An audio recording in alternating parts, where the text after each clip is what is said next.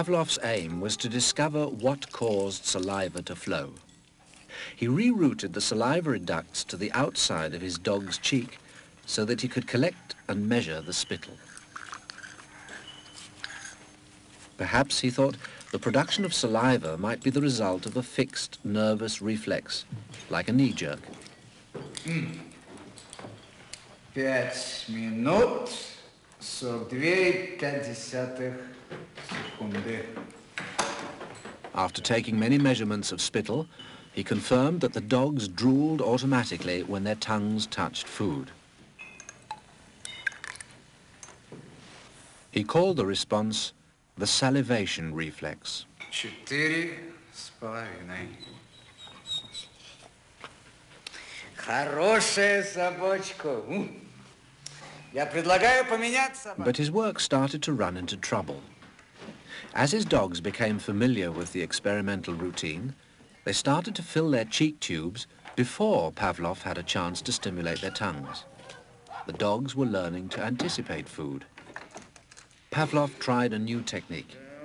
He erected screens so that the dogs couldn't see what was going on.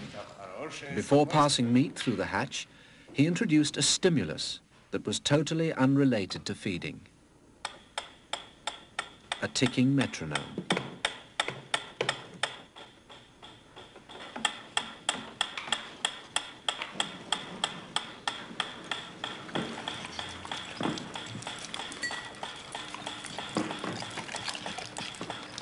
At first, the dog dripped saliva into its cheek tube only when the food appeared. But after a number of trials, the dog began to connect the ticking with the arrival of meat.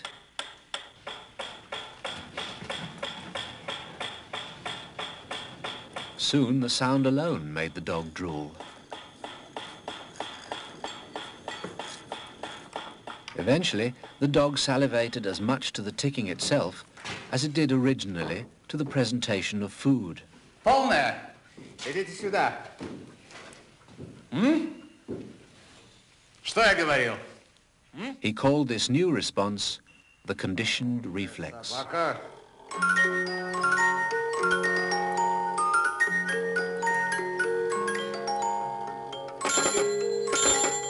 Whatever the stimulus, his dogs could soon be conditioned to produce saliva.